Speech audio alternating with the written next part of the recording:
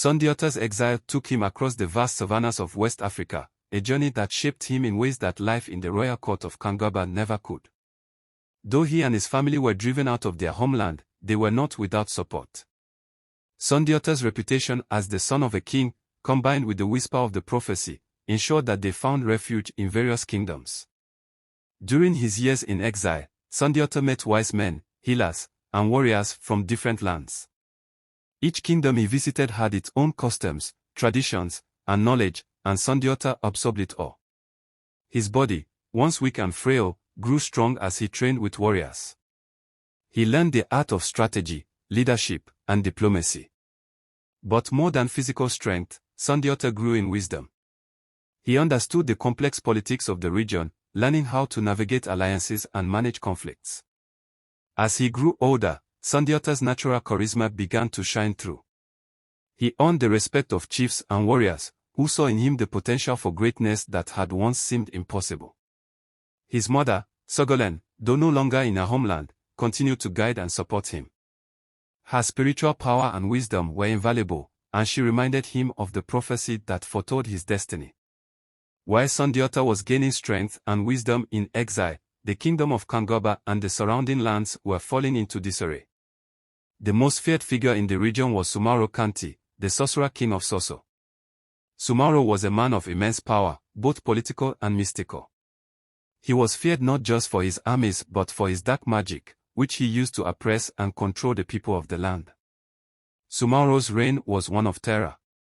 He enslaved entire populations, forced the nobles of defeated kingdoms into submission, and crushed any who dared to resist him. His cruelty knew no bounds, and under his rule, the people of Mali suffered greatly. Many whispered of his dark powers, saying that he was invincible, protected by supernatural forces that no mortal man could defeat. News of Sumaro's tyranny reached Sundiata in exile. The once weak prince, now a strong and wise leader, felt the weight of his destiny upon him. The prophecy had foretold that he would be the one to unite the warring kingdoms and bring peace to the land. With this sense of purpose, Sundiata began to gather allies. He traveled from one kingdom to another, rallying support for his cause. Kings and warriors who had once dismissed him as a crippled child now saw him as a leader who could challenge Sumaro's reign. Sundiata's army began to grow, not just in numbers but in spirit. United by a shared vision of a free and united Mali, these warriors pledged themselves to Sundiata's cause. They believed in him, not just because of the prophecy, but because of the leader he had become. As his forces gathered strength, the stage was set for a confrontation that would change the course of history. Lesson: adversity is often a teacher, and wisdom comes from experience. Sundiata's years in exile were not wasted. Although he was forced to flee his home, it was during this time that he gained the wisdom, strength, and alliances that would eventually help him fulfill his destiny. Hardship can be a powerful force for growth, and in Sundiata's case, it allowed him to develop the skills he needed to lead. In contrast, Sumaro's rule was based on fear and cruelty, which ultimately led to his downfall.